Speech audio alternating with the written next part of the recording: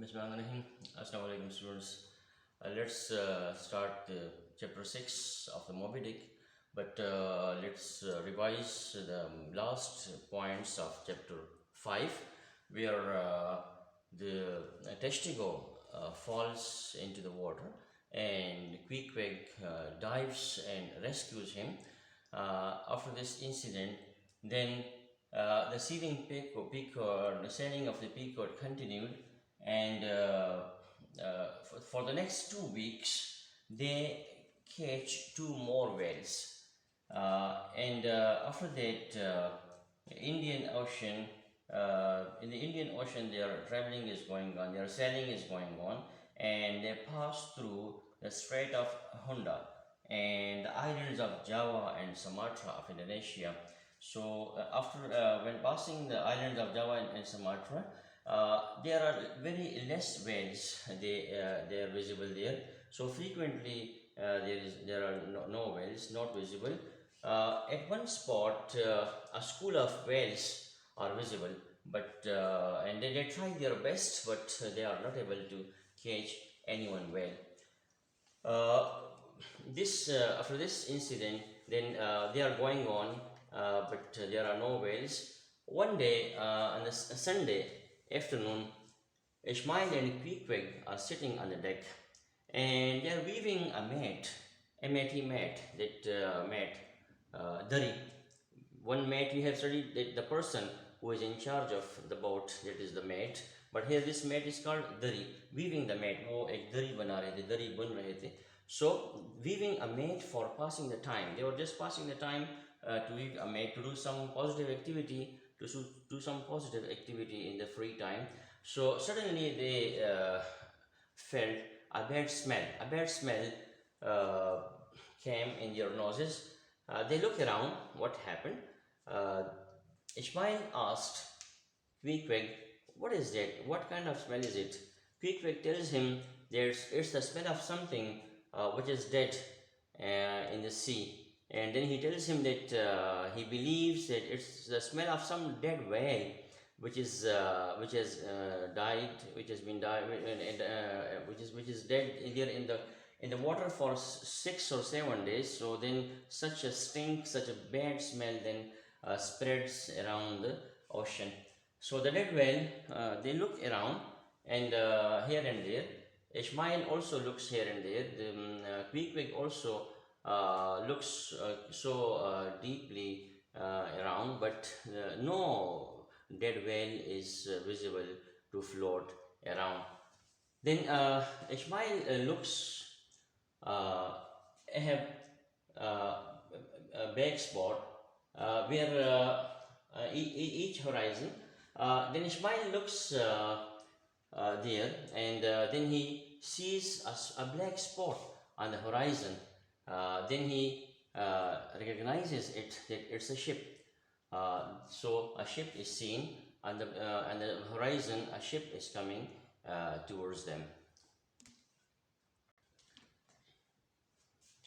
Well, students, we see when Ishmael recognizes that thing which he sees a black spot on the horizon is a ship, he cries with joy, "A ship ahoy!" So when he cries with joy, "A ship ahoy!" so all the crew of the Pequod become much happy, because you see, life at sea is quite alone, and when the sailors of one ship see the sailors of another ship, so they get satisfaction to chat and exchange views with other crew members of the other ship, and their loneliness is vanished for some time, and they get satisfaction, and they get some happiness due to this. Now, so when the ship comes near, they see another scene, that there are vultures flying around the ship. Vultures are big birds with a naked neck. There is naked neck. There is no feathers, and then there are no nothing on the neck. It's naked. Vultures. We call in Urdu gid. gid, or in Pashto we call it ganjai. So these vultures, these gid or ganjai, they eat the dead bodies of humans and fish and other things. So the vultures are seen flying around the ship. Then the crew of the Pequod understand the cause of smell, that there are two dead whales fastened or chained on the two sides of the ship. And this in this ship, according to the experience of Queequeg, one died of natural cause. Means he died due to his own life, due to some natural cause, and the other died of sickness, illness. It this second one, which died of sickness or illness, it looked dry and wrinkled, and there was not much oil in this share in this whale. According to quick knowledge and experience, this ship which dies with sickness or illness, that fish, that whale has not much oil. It's of no worth. It's of no use. The ship, when reaches near the Pequod, so it is anchored. It put down their anchors in the ocean, and it stops for a while. The Pequod crew see French flag waving waving over the ship, and a name is printed on the ship, that is Bouton de Rose. Bouton de Rose. Bouton de Rose means a rose bud. A rose bud. So Ishmael says to Queequeg in joke that there is not much smell of a rosebud. Means it is a rosebud, but a little, some smell of the rosebud is coming, but not much smell of the rosebud is there. He says in a joke, in an irony way.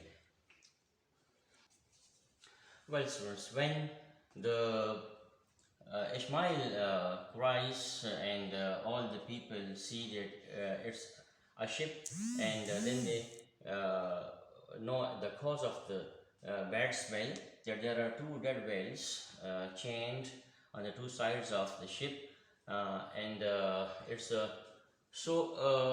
a French ship. Now Stubb has a mission. Stubb wants someone to accompany him. Stubb tells them that he wants to get those dead whales from them. So some men should come with me.